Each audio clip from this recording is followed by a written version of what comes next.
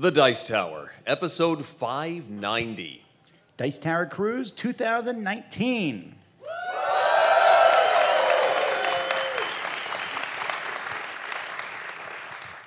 Welcome to the Dice Tower, a podcast about board games and card games, but especially all these people who play them.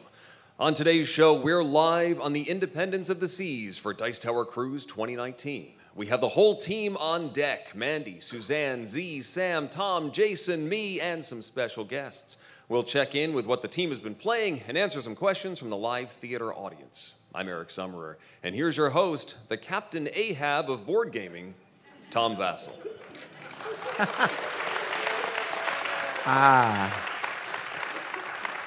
I know who my Moby Dick is too.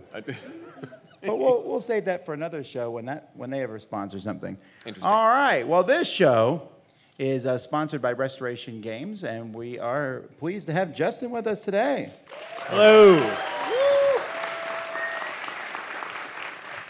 Although I haven't seen anyone playing Fireball Island yet on the boat. I want to see how the marbles work with the swaying. I was thinking the same thing. I was like, I'm having trouble playing regular games, let alone games with marbles. So. Wait, we did see someone playing it? I did. Yeah. I did, yeah. I have, yeah. Oh, who has played Fireball Island on the ship? Oh, well, there you go. I'm just not seeing things well then. One game. That was about one game worth of people, I think. Maybe. They're still playing. Maybe it's that's it. They're still finding the the marbles. They're lost on the island. Yeah, they're looking for They the roll marbles. across the room. Oh, I almost got it. Oh, no.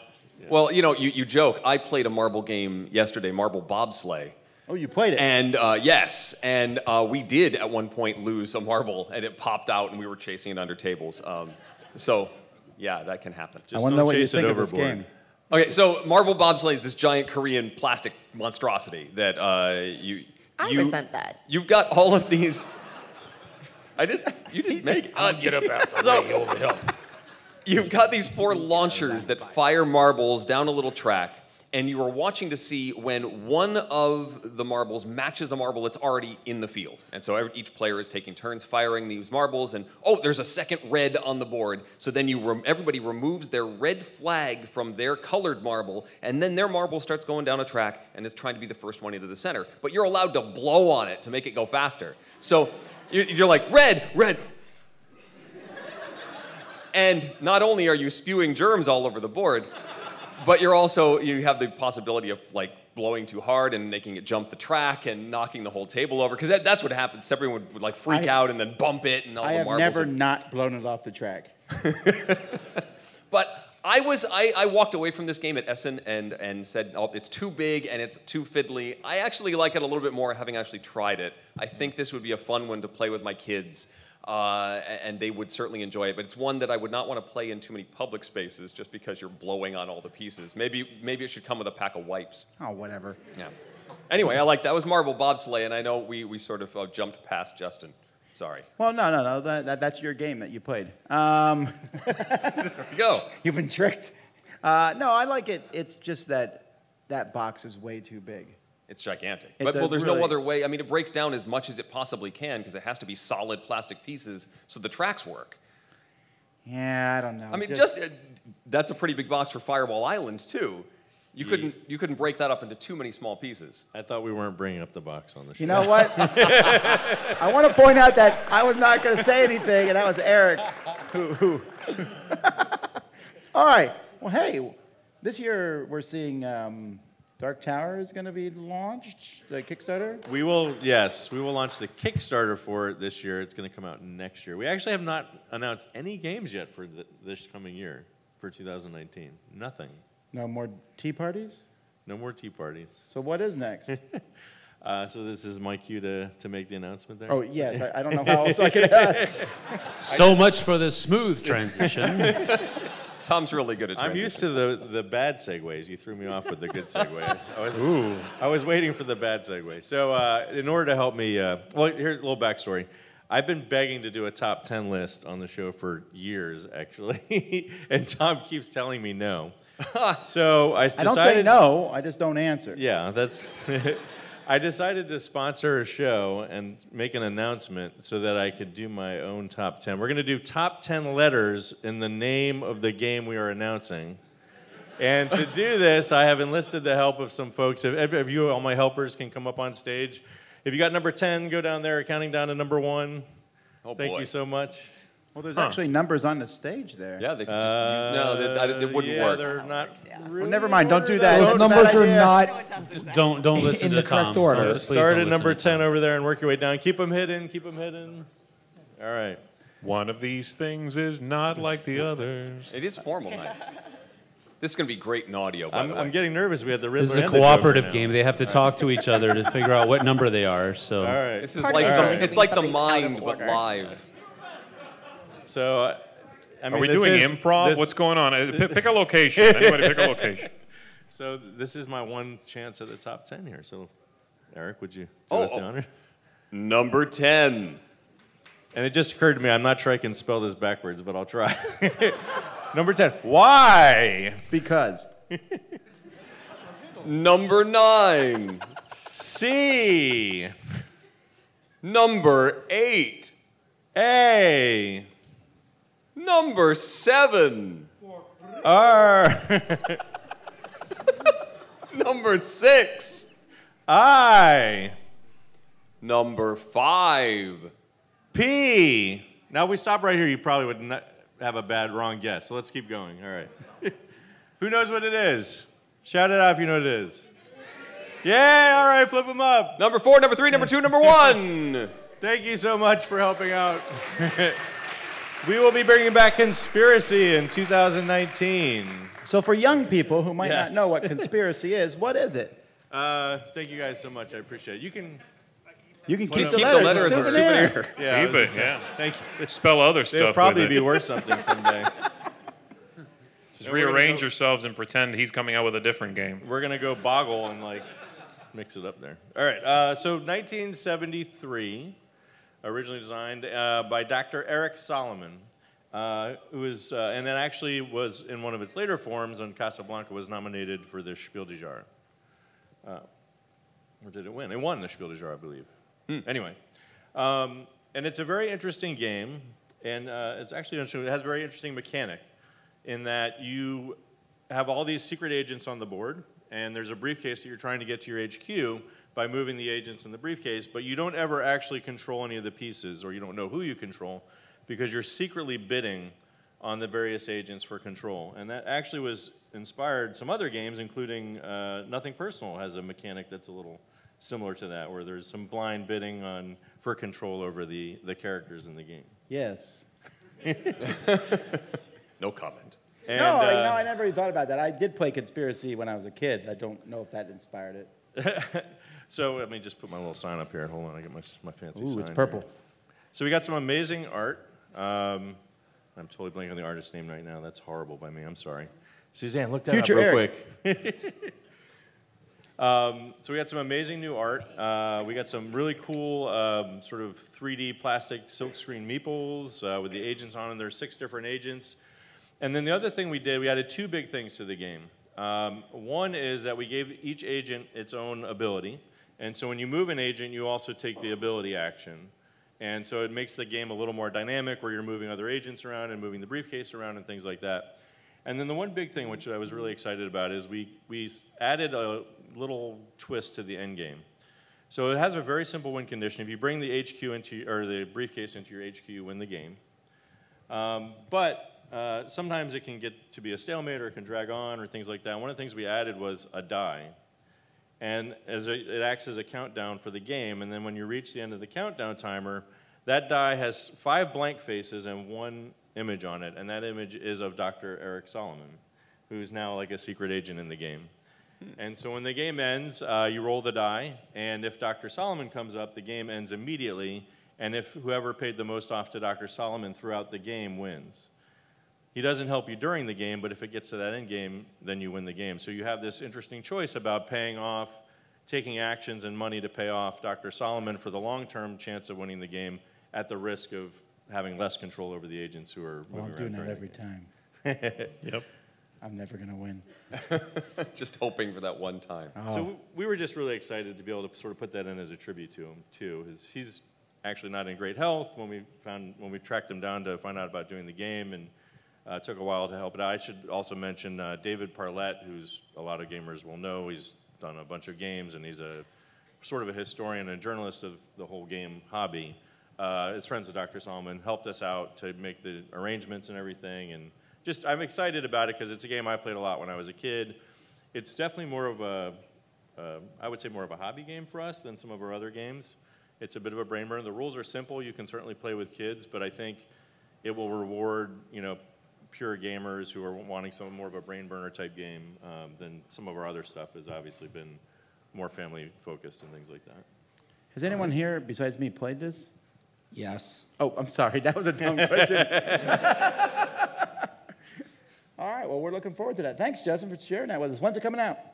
So that's kind of important information, right? We will be releasing it at Origins, and it's going to be priced at $49.95. Oh, wow. Okay. So we're going to see this soon, and like final versions of it, I'm assuming. Yeah. So that's also good information I should be putting out there. So I actually have a prototype, but I do have the finished, near finished plastics. And nice board and all that. So we can actually play it. I'll be down in the room after dinner tonight, and I'll have it out. Now that we've announced it, I'll have it out. You guys can play it as well, and I'll be teaching it. So you guys can give it a try.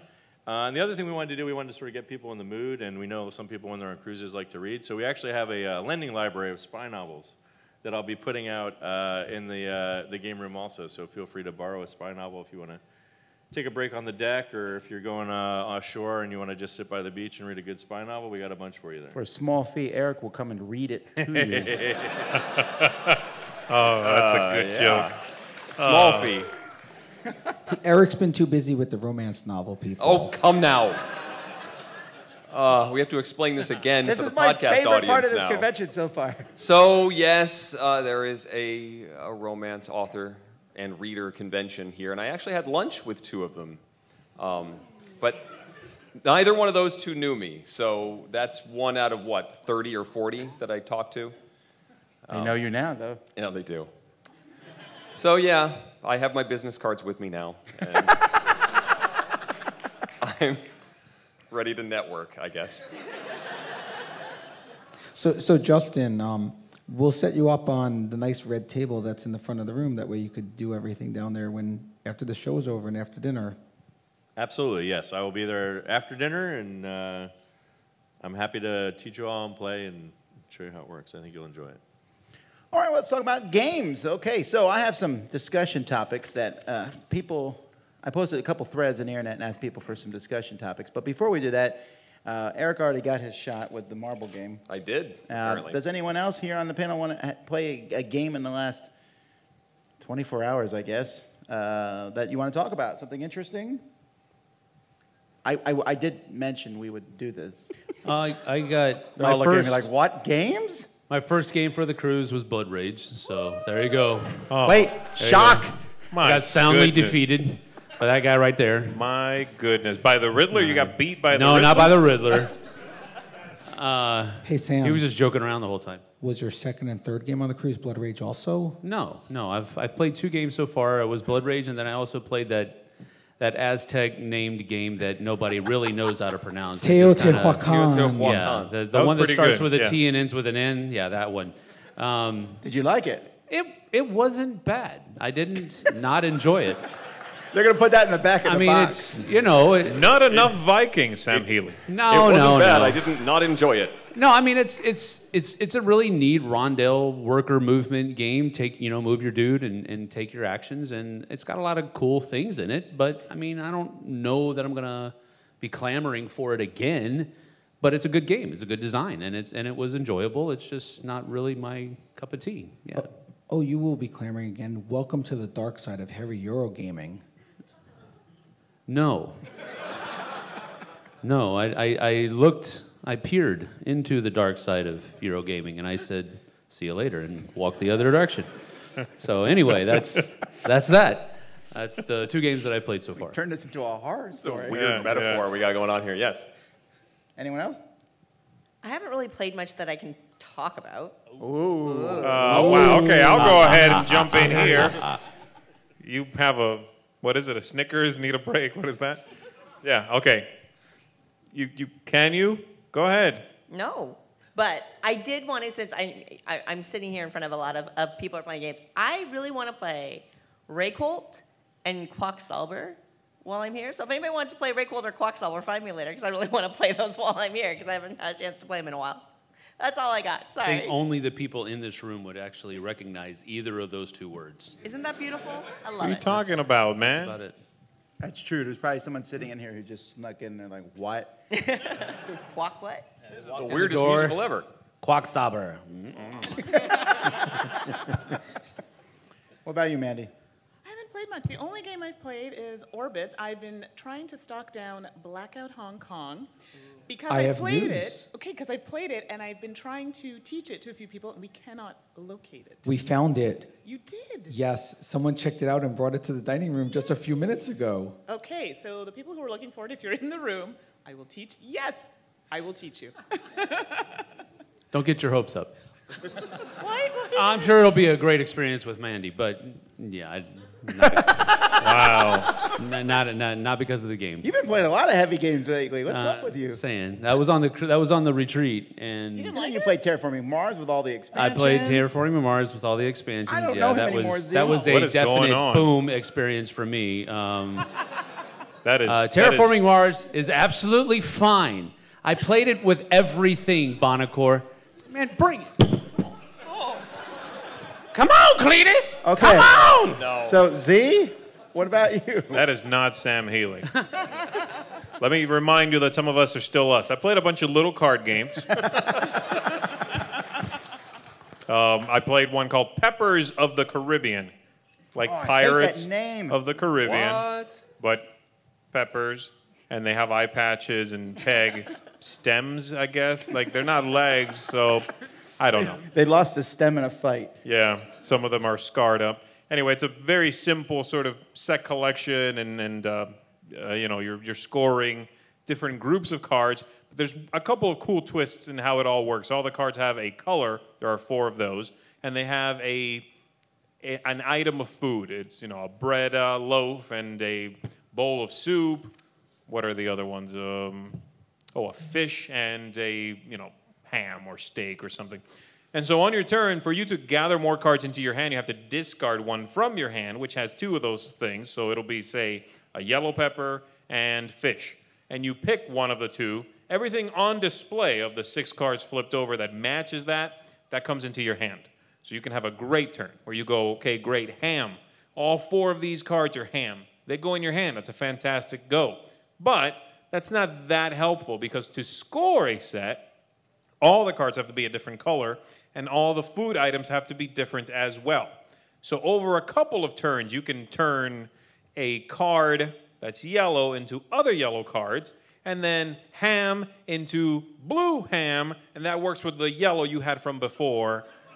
Does anybody go. understand what he's saying right now? Yes. I mean, everything's just going way All over. of Eric is ham. Yeah, ham and fish. peppers in the Caribbean. Yeah, baby. Anyway, it's an interesting game. I played with 5. I will say this: it does not scale up as well as I was hoping it would. It's definitely better with fewer. 3, 4 players. I played with 5. It was, you know, there was very little scoring that happened because it's the same deck of cards, and when it runs out, game's over. So simply fewer rounds per player. But I do find it interesting and engaging. It's a game from Emanuele Ornella, who is an Italian designer who's, you know, done quite a bit. He's got another card game a bit similar called Bizans. Just got reprinted not too long ago, and I really like that. It's a bidding game. And this one sort of takes the same concept, but instead of bidding, you are just collecting the cards. I really like it. It's a neat game. That is Peppers of the Caribbean for some reason. All right. Is that in the library? No, I have it with me. It's a little Hunt him card down. game. Have to play tackle with Z to ham. play that one. All right, so we have some topics here that I asked on Facebook and on our Board Game Geek Guild, and people asked some just random stuff, either about games or not about games, or mixture of the two. I picked some of them at kind of random. Don't blame me, blame the askers. You can answer or not answer these questions. All right, first one. This is for anyone, all these. Describe your worst gaming experience with a movie title.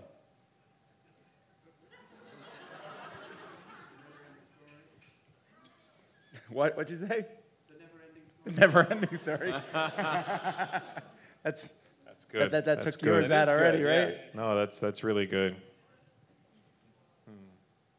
Well, if you think about that one, shout it out as we go through here. All right. What fictional character would you like to play a board game with or hate to play a board game with? MacGyver. Is that a love or hate? That's love. I'd love to play a game with MacGyver. Against him or on like a co-op game? Like Mousetrap. He'd be making a. It's like the only game that MacGyver would be like, yeah, I'll give this a go. Yeah. I can fix this. I can improve this a little bit. He'd be trying to build stuff out of the components all the time, you know. Yeah. He'd be so distracted. He'd be like, it's your turn. Oh, I gotta build something. I think I would hate to play any sort of deduction game with someone like Sherlock Holmes. That would be a completely humiliating experience. But if you were looking for that, Looking to be humiliated? Yeah. I mean, if that's your thing, then I guess you would love it, yeah. Other than that, though, playing any sort of deduction game, you'd set up, he'd look at his cards and go, huh, I got it. You go, oh, gosh, okay, I guess we got to sit here for another 20 minutes while he smugly laughs at me over there. I feel the same way about someone very different, but I would never want to play with Chewbacca because I'd have to let the Wookiee win.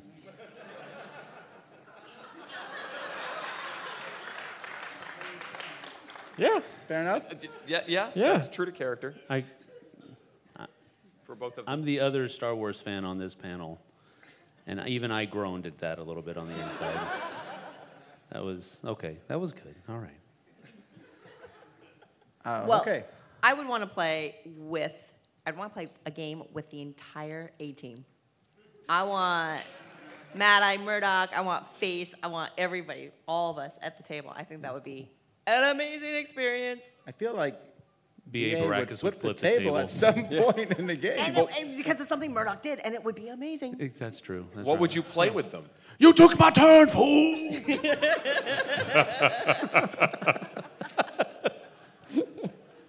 That's great. All right. I'd play Rising Sun, right? Play Rising Sun with the A-team. Rising that would be fun. I'm glad I asked these questions. All right. Pair your favorite board game with the ideal pie. With an ideal what? Pie. These are the questions that were asked. Pie. Okay. When you were talking about ham, I can talk about It's pie. basically a Suzanne question. Okay, go. So I would play Citrus with key lime pie. That makes sense. You know, this was your best opportunity for me to bring a key lime pie, and I forgot yesterday. I know. And for the record, She asked Tom me too. has promised me this key lime pie. The best key lime pie in the world from Florida. I live in Seattle. I don't get good key lime pie year after year after year. How many of these pies you brought me, Tom? Mandy had it.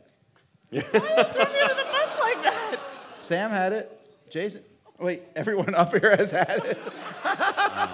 Yeah. I don't think that helps. That's not. Yeah. I'm trying to help myself. You're not missing much. Don't worry. Suzanne, No, that's because you don't like key lime pie.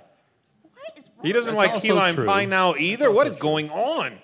He's just giving up on everything. What? I've never really liked Dude, I mean, if He's an imposter. if too in a couple of tangy. weeks he's like, yeah, I'm tart. kind of over blood rage. We're doing something about this. Call Ghostbusters. Yeah, what? He's definitely possessed. Yeah. All right. I would probably mix Blood Rage with a real hearty meat pie from There you England. go. Just good. I mean, just Like a like haggis pie. real thick crust and meat and potatoes and carrots and yeah. That would be that would what I would do. I like that this is like probably the only time that answer has ever been given in humanity. Of course. No, that's fine. All right. Does it affect how you feel winning a board game if you don't like the character or faction that you won with? So you're playing a board game and you're like stuck with a faction or a character you don't like, and then you win. Does it feel as good or feel better? Feels better. You think so? Yeah, because it's not initially something you wanted, and you're like, ugh, the whole time, and you win, you're like, yes. you win, and I did it with something I didn't love. I wanted to spite that thing. Yeah, that kind of makes sense. I would worry that the experience itself, even if I win or not win, I'd be stuck with, some lame-o faction or character I don't want to be, though. I wouldn't care. I guess I wouldn't care about the winning or the losing at the end if I'm stuck with the, whatever it may be, like a Hugh Cares sort of character. Hugh Cares. But I don't Let it win go, very often, V. so I mean, maybe it's just the winning part that I'd be happy about. I'm not sure, but. But you're saying that the experience would be so bad that it doesn't matter anymore whether you I don't think it would be that bad, but yeah, it wouldn't affect the overall thing for me, I think. Have you told the story about Hugh Cares and why that's Probably. significant? Does anybody know what that is or who that is? It's a character. Oh, this is great. You want to tell it? Yeah, I don't think it's been told here. We played Seafall. Yeah. The very beginning of Seafall, and this is spoiling the first Seafall, so fast forward. But this is the very first. It's episode. only like $10 now. Besides, if you haven't played Seafall, don't. But come on now, you can get it anyway. So you play Seafall, and you go through, and there's a bunch of characters that you pick, and you name that character, and you play through that character, and we all did that. It was very fun, right? And then at the end of the thing, they say, and now your characters are dead. They've grown up, they're dead, they're your ancestor. Pick the other character of the two that you got at the beginning that you did not choose and use that one instead. Right. And Z was so mad about that. I was livid. I know it seems a stupid thing about which to be livid, but Yes, it does. But the point is, it's a legacy style game. They ask you, we're going to keep you here for hours. We want you to get invested in this thing. You're going to pick your character. So you pour over their illustrations, maybe a little background history. You pick one. You identify with them. You name them even. That is, for all intents and purposes, you. And then they kill that character after the first hour, the first game. And they go, okay, great. Now that we've removed the one thing that you were really excited about, pick someone else. And that's who you get to be for the next 30 hours. So I named that second character Hugh Cares. H-U-G-H Cares. I think we got it. Hugh Cares. Every time we're playing, he was like, yeah, whatever, I move here. He kept hoping that character would die. All right. Did you have an answer for this, the faction thing? I was going to say, what you think, that I don't like winning with a faction I don't like, because usually I don't like them because I think, they feel overpowered, they feel too easy. That's usually, I don't want to play something that way. And then if I play it and win, I'm like, well, of course, because they feel better than the other factions. Mm-hmm. No, I was going to say, if you just play Euro games, you don't have to worry about theme, and you could just play anything. Ambi Valdez would highly disagree with you. Tom, you said you like to play the cats in Root, but you don't like cats. Does that No. Well, no, because I don't have a good answer for that. Ooh. He likes to play the cats, but he kind of hopes he loses. Well, I haven't Deep won with down. them yet, so there's Yeah, that. there you go. See, I knew cats weren't good at this. All right. What's the most frustrating card you've encountered in a game? What's the most frustrating card you've encountered in a game? Frustrating card. I think I know what Encountered yours in is. the game. Elder Char? Oh, yes. 1,000 times, yes? There's a card in Eldritch Horror. Again, don't quote me on what it says, because I go around burning them if I find them. In which, at some point, if that card comes up, it basically resets one of your objectives. There are 3 of them. The game's approximately 3 hours. Do the math. This sets you back about an hour's worth of play. So, yeah, it's one of those all-for-nothing sort of cards. That's the name Called of it. All for Oh, Nothing. it's called All for Nothing. Well, cool. Anyway, I've played this game twice. It's come up both times. Oh, no. After the first time, I figured, months after I played it, and it left a really bad taste in my mouth, I figured, let me try it again. Maybe I was wrong. I was not wrong. That card is evil. Yeah, I really should take that out of the game. I don't like it either. I don't know if I have a specific one, but there's lots of games will have the everybody pass your hands around the table. Oh, that's or what I was gonna say. Get up and move around, and you basically switch positions entirely with somebody else. And so anything you've been building up, any strategy you've had, is gone because now you've given all your best cards that you've been saving to someone else. And that just drives me nuts. There's certain light games I'm okay with it, but usually I'm very frustrated when that comes up. Ironically, the card that I hate the most in any game comes from Dominion. There's this card in Alchemy called the Philosopher's Stone, and you literally have to stop the game and then start counting your whole deck to play this card. That's the one you're picking, not Possession? No, Philosopher's Stone is the worst card ever. The fact that you have to stop, let me count my whole deck, and start over, it's just annoying. Yeah, it really is a bad card. But Possession's worse. Okay, Possession's pretty bad too, because you do play the other person's hand. Possession is, I'd like, give me your hand, I play your whole hand for you, thank you. It's as fun as it sounds. Actually, when I get Possession, I play it on Tom. I do have fun.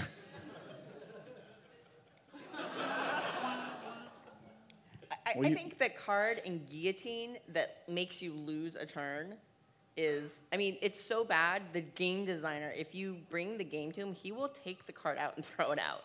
Like, he hates that he designed it into the game. Paul Peterson hates it so much, and he regrets designing that card so much, he'll take it out of copies.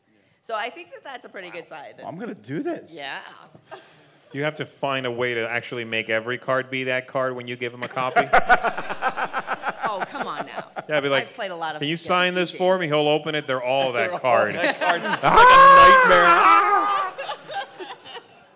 I think for me, the one card that I never remember to do it, but the one card that I always, halfway through the game, wish that I had remembered to take it out of the game before we started is Fenrir in Blood Rage. I hate that card because... Wait, Sam hates something about Blood Rage? The one monster, yes, that I don't like in Blood Rage is Fenrir because he moves Ragnarok, where Ragnarok's going to happen. And so it just really throws off that entire dynamic of the game of trying to score points during Ragnarok. And it can really mess you over if you're not paying attention, or if you already have the area of Ragnarok locked down and it says, oh, look, I've got Fenrir. Ragnarok's happening over here now. And it's like, come on. Think about this, though. His hatred for that card is probably not as strong as my liking of most other cards. Right. He plays Blood Rage so much Right. that his hatred, we look at him like, you said something good about that. Yeah. Right? He's at a different level. With Blood Rage, we can't aspire to this. So It'd be like me playing Eldritch Horror 58 times, yeah, with that card over and over. All for nothing. So it's just all for nothing. I don't have a card per se, but I was reminded of this location in Elder Sign, the Curator. I feel like every time I go to that location, it's like his smarmy face is laughing at me, and that is always where I just lose it. So it's a card. No, I'm telling you, people who know this game know exactly what I'm talking about. He has this smarmy What look game? on his Elder face. Sign? Yes. And see, and it's the Curator. Look it up. He's just like, ha, ha, ha, with this grin, because he knows you're going to die. Just to clarify, you're judging it based on the look? No, the location is evil, and his face just makes it more evil. It's a Cthulhu game. I'm pretty sure a lot of it is evil. It's supposed to be unsettling. That particular location is bad, Weren't you talking about a card in Arkham Horror? right? Yeah, Eldritch. What were you yeah. expecting? No, but that one is evil. Lollipops and ponytails? The other ones are just evil. That's fine. I can do evil. All right. You're making your dream game room. What's the first thing you bought for it? A table. That Viking longboat table that a picture is circulating on Facebook about. That's definitely... You mean the Blood Rage room? Yes. That's all that's in there. You guys are both wrong. A big Viking table and just copies of Blood Rage. The board is actually glued to the table. Right. Why would it matter? Yeah. You guys are both wrong because the first thing you buy is games. No, You already infinite have shelves. games.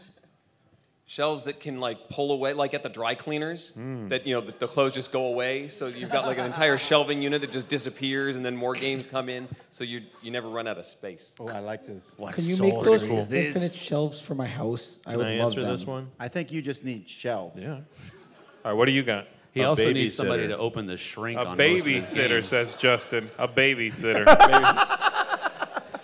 just on call. I like it. We just keep her in the room, or keep them in the room, and then whenever we want to play a game, it entertains the kids while I get to play games. Wait, It's the rest good. of the time That's living the dream right there. They're just stuck in there the rest of the time. So it's a combination like live There's in a an mini apartment fridge in the and- corner on which they subsist. They can't touch any of the games, though. Don't touch the games. Just You could In you one could of these actually just like games- teach the kids how to play games. You realize that, right? Instead of just sticking them in a corner with a babysitter, you monster. I have tried. A babysitter you've kidnapped, apparently. In one of these games is hidden a wheel of cheese. I found since I became a publisher, they actually like to play games less. I think because as I play them more, they're like, it's less cool. Like, Right. now that Dad's doing more of it. Yeah.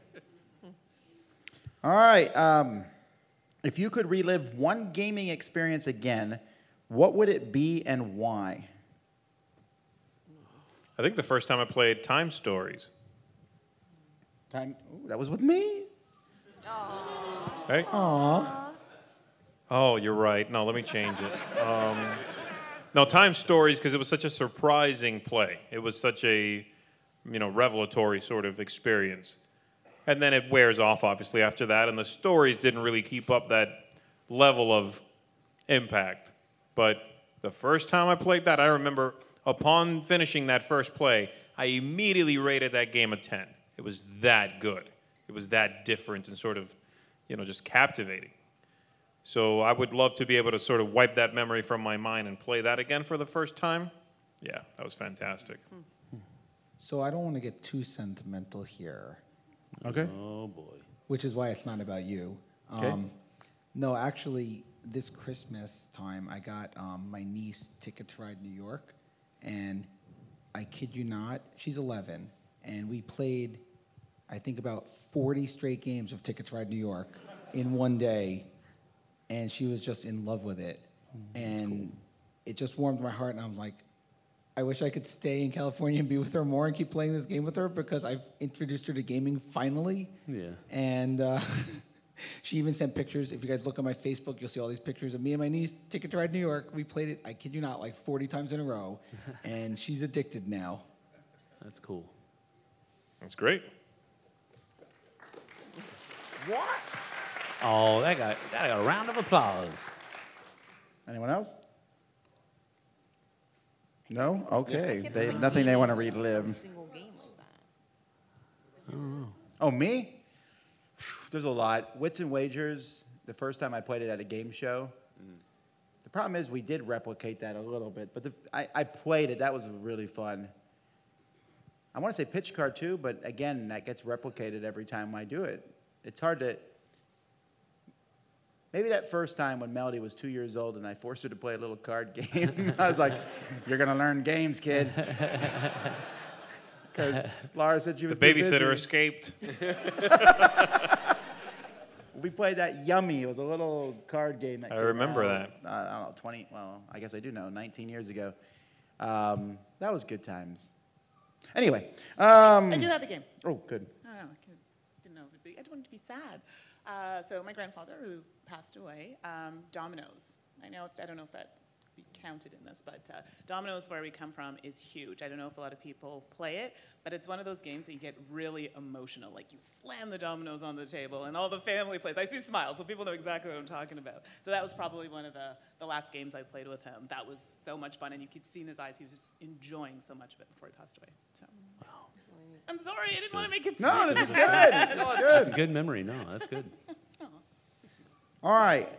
Let's see. These are not all gaming questions. So what are your thoughts on streaming being fragmented into so many different sources? Like it used to be Netflix, now it's everything. It's a problem. Because people are going to be, it used to be that you could get 1 or 2 subscriptions and get most of what you wanted to see.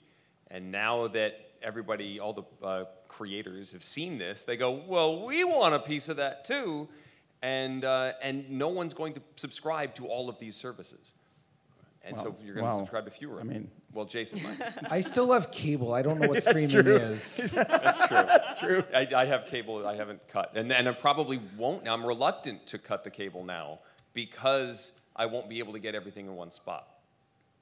Wait, don't you guys have Hulu here? I know we don't have this in Canada, but isn't that supposed to be like a really good one? Like, could you just get away doing just Hulu? Not anymore. Not There's- everything. Hulu's not as good as Not Netflix. everything, Hulu, yeah. Netflix, HBO. There's a now. lot. And Disney has their own now. Disney's coming. Like, we don't have as much as you all do here, so this is why.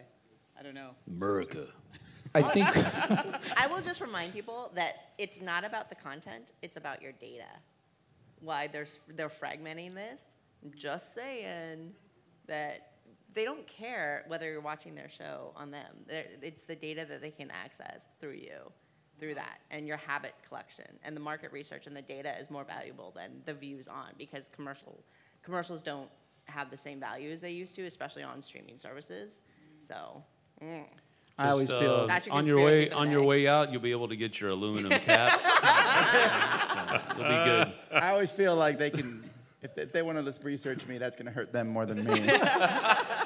All right, back to gaming. This guy bought what jacket? Come on now. Just purge this guy from our data. How many creepy baby masks does a guy need? What was your most disappointing sight unseen game purchase? Oh. You've been waiting for this. Firefly. What is that one? Shiny dice. Shiny dice? No, not that one. There's one Shiny even dice? worse. Shiny dice? No, not shiny dice. Will you leave Scott's game alone, you monster? What's that? Legendary encounters. Yes, where you're rolling and moving, and it's no. Wait, is that the one with the bad art? Is it?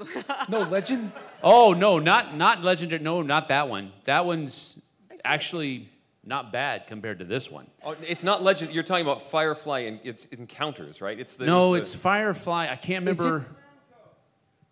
Yeah, something brown coats, yeah. Bring it something. I don't know what it's some weird Firefly title, but it's this thing where you have. It looked so good. It had all of the characters had their own little special abilities, and I was like, okay, that's cool, that's good. And it's kind of episodic and scenario driven, and that okay, good. And the roll and move. Why? Oh my goodness, why? It's like you roll a 1 and you get to go, bloop. My turn's over. Yeah, The guy next to you goes, 6. Wow. I killed 14,000 things.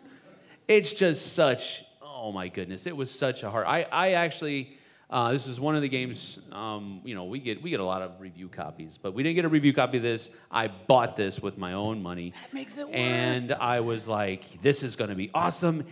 And it was the antithesis of awesome. So, yeah. Be careful I don't think Jason knows that word. Be What careful. is the antithesis of awesome? about Non-awesome. Firefly I don't games. know. Everything's awesome. I played that game with you, I think, Sam. You did, yes. It was at MeepleCon. hate you. It was at MeepleCon. It was with me, you, and the Brothers Murph, if I'm not mistaken. They also hate you. They did, With that yeah. kind of group, That if sounds you don't like a have fun fun with that time. group, then the game's I think gonna be we awful, laughed, because that group's but- amazing to Game play is with. awful. Yeah. Mine is the Jeff Engelstein game with the co-op game with the space. Space Cadets? Yeah, the original. The original. Yeah. I bought that. It was co-op. Looked really cool. I'd heard a lot of good things. From me.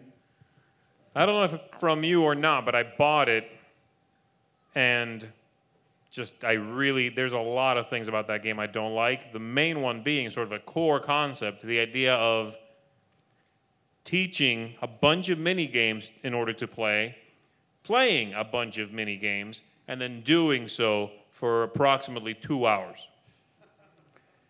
It just did not make sense to me. I'm like, you can't, I don't want to do goofy activities for that long. And then teaching them all, they're all different, so all the players need to learn before we start. So the teaching is a beast in this game. And then sometimes near the beginning, you flip over an event and it's switch stations with someone else. I got to go back to teaching now. I hate that game. I love co-ops, but this was a big no-no I for like me. that game. So at this point, we'll pause our show and have Jeff Engelstein's segment. I'm sorry. Pause for a moment. Firefly, fistful of credits. Run the other direction. Do not buy that game. They've got your fistful of credits now. They did. Sucker. Yeah. Well, I'll say I go to a lot of effort to get games from Japan, Taiwan, and Korea. These are not languages I speak nor read.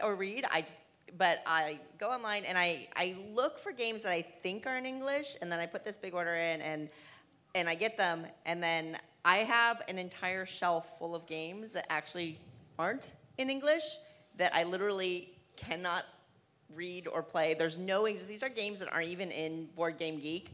There's just no way to reference or anything. So I spend a lot of money. I find all these games, and they're in my shelf. So if anybody reads Japanese and wants to come on over, that'd be like an amazing, revelatory moment, though, when that happens. What? You meet someone, they're like, "Oh yeah, I speak Chinese." You're like, "I'm inviting you like, for oh my dinner." goodness! You speak Japanese? Come over. And then finally, when they come over, like, oh, I can't read Japanese. I'm sorry. Real quick. I can only speak it. Dun dun dun. Suzanne's best game room accessory is a Japanese-speaking friend. Yeah. Oh, my goodness. Ooh, that's a good one. All right. Jeff wants to know, is studying strategies okay to get better at a game? It's not as good as playing the games, but if you're in a hurry, I guess. I don't know. Is it that important to do well at games? I guess if you're floundering, as in you don't actually feel comfortable playing. Sure, I guess so. No, I mean, some people enjoy studying strategies. So their enjoyment from the game is part of that, studying how to do better. So, you should allow that to be there. But, yeah, that's a foreign concept in my mind because that's not why I play games. I don't play games necessarily to win. I just play games to see how well I can adapt to different situations and try to do the best with the cards that are dealt with me, so to speak. So. But I can see how people would enjoy trying and studying different strategies and seeing how that can improve their gameplay. I mean, if you're headed into a competitive situation like a WBC tournament or something, you want to analyze your situation. If you're taking from a chess player's perspective, which is all about studying and knowing strategies and moves and stuff, then there's tons of strategy articles on Board Game Geek that a lot of people get a lot out of. But I agree that what I enjoy is exploring the game on my own and figuring out what works. And if I make a boneheaded move because I tried something stupid, well, all right, that I tried something silly. That's not to say, though, that if you enjoy being good at something, and we all do this, we enjoy being good at whatever we are good at. If you get that from gaming, you enjoy being good at games, do it. If you like that. It's just a little foreign to some of us up here because we're just sort of along for the ride much of the time. Tom keeps staring at me here. I will say this though. I don't like it when people that do enjoy that try to force that enjoyment upon other people in the form of, hey, this game is broken because I've tried this strategy 14,000 times and it's broken. I know it is. Don't ruin my enjoyment of the game by telling me that it's broken just because you've played it 15,000 times. I don't like that aspect of it. If you enjoy doing that, go do it. Yeah, just don't pull me down with that. How do you study strategy in board games anyhow? Because I mean, for classic games like Othello or chess and things like that, there's massive tomes on strategy, but it's not like Quacksalber has a strategy guide published. I mean, we have. You haven't read that? I'm a little behind. I haven't either. I read it before I played it. I read the Quacksalber guide before I played it. It said make sure to draw less than 8 and you'll be good. So, at 7, stop drawing. I don't actually know how this game works. Is it really just more, because a lot of it's just going to be people doing game session reports on like Board Game Geek or in forums and things like that. And is that really studying or is that just participating in the community and understanding how other people's experiences are different than yours and things like that? I mean, for the mass amount of board games that we play that aren't as steeped as some of the really classic historical games, how would you even study strategy on those? Well, that's the interesting thing because obviously I'm the, I guess, strategical person here. Tom was looking at me this whole time going, you are way deep in strategy, which I am. But, here's the thing: it's not like I would go out and be like, let me read a cheat sheet about this game or strategy. But when you play a game, you always want to think, well, what's kind of the optimal move, and what if I do this, it'll do this, which will lead to this, and you kind of think ahead. And if it's that kind of strategy, I think that's a good strategy. Like you sit there and go, I want to think about what each thing is going to do and push me ahead in the game. But I don't think it's something that people should go before the game and let me read up on what's a good move. I think you should just do it as you go and learn how to play and, figure it out as you go. Actually, that's a good point. I'm not as sort of baffled by the idea of reading strategy if you do it after you've played. Because I think a lot of people do it in preparation for playing a game. And that's just crazy. That's like reading the thorough synopsis of a movie before I watch it. But if I've watched it, I'm like, that was, Lynch movie. I don't quite get it, Thank you. Well, I'm gonna read up on it afterwards. I could see that in games, especially co-ops and things like that are really punishing. Sometimes there's some crazy ways you can get things done that aren't really apparent. I could see reading up on that. I've actually read a lot of strategy on Gone Strong Clever because I keep hearing about people breaking 300, and yet I honestly do not think it's possible.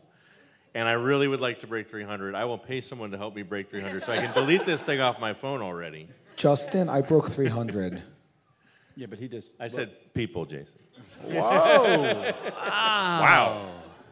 I actually dislike You cut me deep, Shrek. the whole strategy guide reading thing. I get that people like it, and that's fine if you want to do that. But I don't want to play against you if you're reading strategy guides, because that takes away from my fun. Because especially if you make it clear throughout the game that you've read strategy guides, and your snickers and snorts when I do something, I like do this, and you're like, all right.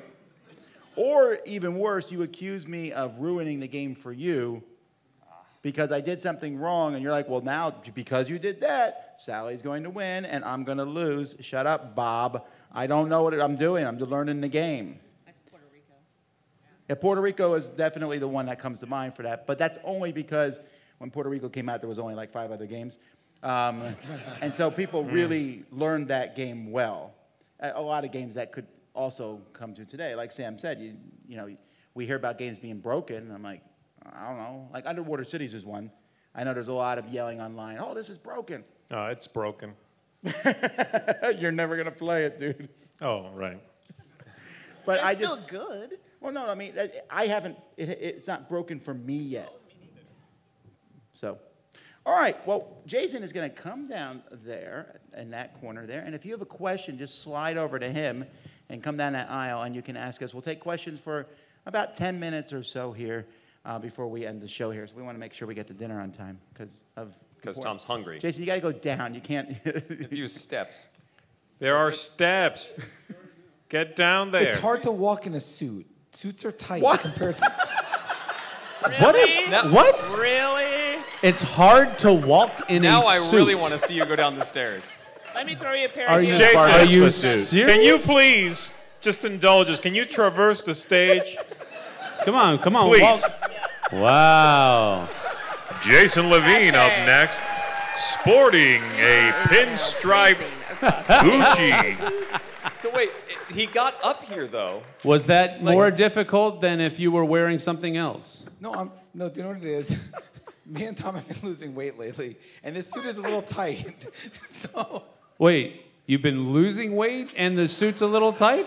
Yeah, because that suit's from when he was 13 years old. Oh, got it. This is the most interesting part of the show. What is going on?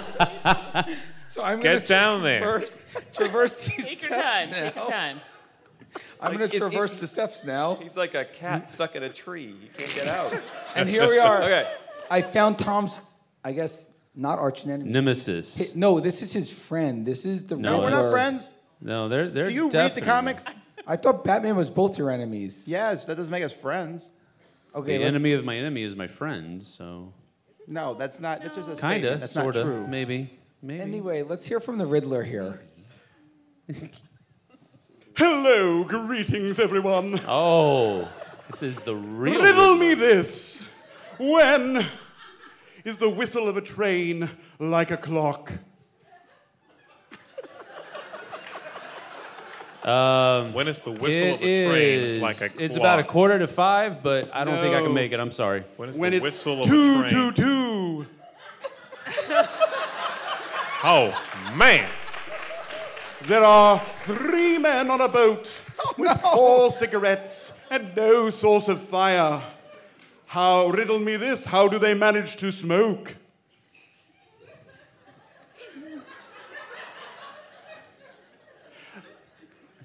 I give up. They're They dead? throw 1 cigarette overboard and the board becomes a cigarette lighter.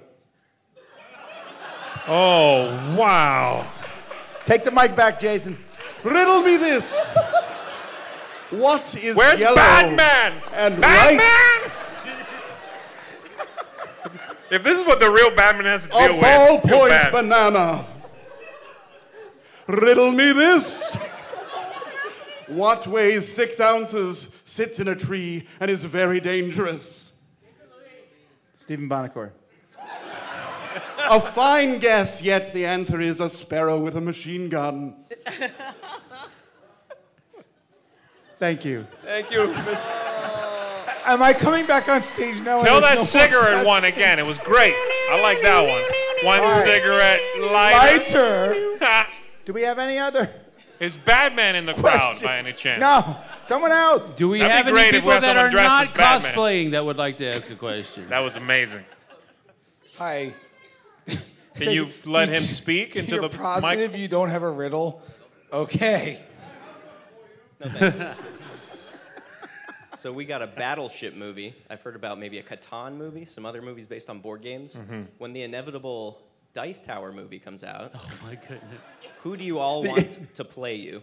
Brad Pitt, Brad Pitt, Brad Pitt. What? Jason has claimed Brad Pitt. Shouldn't you pick Tom Cruise? That's Joe- right, Tom yeah. Cruise is Joe short. Pesci. Joe Pesci. Joe There's Pesci. no question. Joe Pesci, yes. He will come back out of retirement when he witnesses footage of you and be like, I must do this. This is the role I was born for. He wouldn't sound like that, I guess. I got to do this. That wouldn't be it either. Yes, I now claim Joe Pesci. Joe Pesci, Joe Joe Pesci, Joe Pesci. Pesci. All right. I take Paul Giamatti. Yeah. It's going to be me.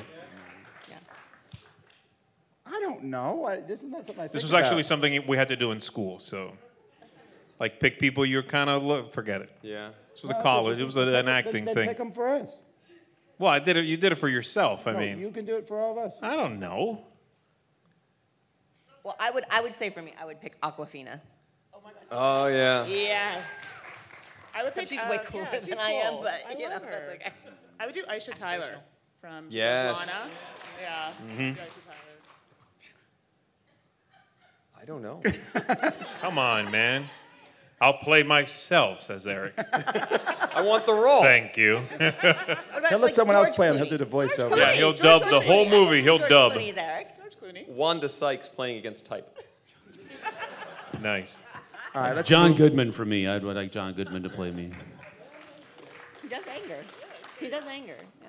Why What about you, why, Tom? Why does everybody I go to don't know. anger with me? That I don't guy. understand it. Pound the table and scare the bejeebers out of me? That's not my Do you fault. see what is happening? Seth Rogen for Tom. No.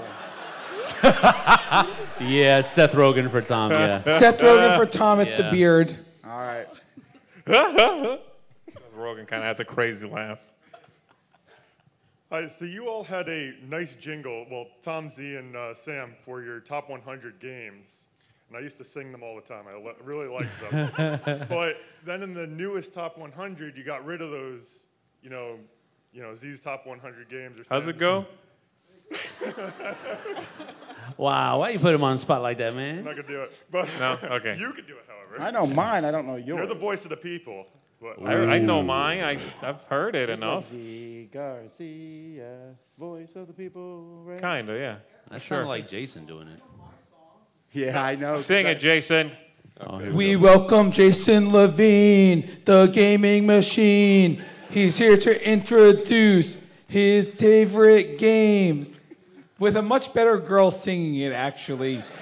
Actually, That was so pretty the story spot on. behind That was that not one bad, is, actually. That was That was pretty just spot like the on. original. when I got her to do that, I said, I don't really care how good this is.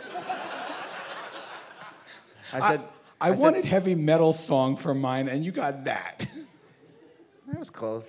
Jason Levine is gonna rock your face off, play some games with you, heavy strategy games. So what was the question? I was just wondering why you got rid of it. Why you didn't use it for the new one. Because I just didn't think about it when we were talking about the video editing, because we put them all together, and unless Eric Herman's going to do some sort of mashup, I guess we could ask him. Well, I did that already. Last time we did them together, I mashed them up. Yeah, you did. Or maybe with like a little Derek radio did, someone signal did. tuning in and out in between them. I don't remember. It got mashed up somehow. I forget who did it, but yeah, it got done. I think Derek did it. Yeah. So yeah, we just picked a different thing. Evolution, man. They'll be back at some point. Jason, did you make that your ringtone? Oh, speaking of ringtone. Oh, wait. Should I call Tom Hold now up. so you could hear the ringtone? Yeah. Wait, is your internet working? Yeah. So basically, let's tell the story about a few years ago when we were in Niagara Falls. I was videotaping on the Maid of the Mist. Bad stories about himself. And I know, right? basically, I was videotaping for the blog, and my raincoat kind of fell over my head, and I'm like, Tom, help me, Tom. No, Tom, just don't say it. Don't say it. Just call. Okay, so what happened, really? What had happened was. Were you there, right? Oh, I was there. Yeah, we were on the Maid of the Mist, okay? And Jason was video blogging, so we went to the other side of the boat. And all of a sudden, the wind blew, and he was wearing that stupid poncho thing, and it blew up over his head, but he didn't want to let go of the camera, so he did not know what to do. Like his hand was glued or something, so he just came over and asked us for help. And This is now his ringtone whenever Jason calls Tom. that is correct. Tom, help me. Help me. Help me, help me, help me. Just help me. Tom, help me. Help me, help me, help me. I Tom. wasn't kidding when I said, Tom, help me, Tom, help me. Because he left the camera running the whole time, and I said, I think I can use that. That's been in rotation now for a long time. I haven't changed it. And the thing is, when he'll call me sometimes, and I might be in a bad mood about something else, and I'll just let it ring because it makes me feel better. He's still trapped. All right, question. Well, I had a follow-up question to the theme songs, but you kind of derailed that. So to get back to the theme songs, Okay. I'm not going to sing it, but it was Tom's Vassal's Top 100 Games of All Time. And then you play a sound bite where you say, I don't even have a top 10. Is that correct? I want to know the story that was one of behind your that. girls, I believe. No, Isn't it Laura? no, I want to it's know the not. story behind that. It's not. It's Eric Herman. I'm pretty sure it's his wife who did that. Oh, okay. He did the whole song. Yeah, people ask that all the time, like, is that Laura who says that? No, it's whatever it is. He did that. Also, the dice says nothing. It says nothing. It's just noises. We should dub in some, like, What do you guys think? What do you guys think it says? Does anybody have a guess as to what the die says as it tumbles down the tower? Please help me. What? Help me, Tom. Okay. Oh, Tom, why, Tom? Oh! I find out that dice are sentient, and then I'm like, no, this whole time. I'm You're the one that puts feces on all the dice. Yeah, that's true. Puts feces on all the dice? What? That's gross. We need to eat. All right. Go. Why would you think of food right after that statement? You're gross. Tom, settle a bet between me and my wife. Do you have a vest for every single day on the cruise?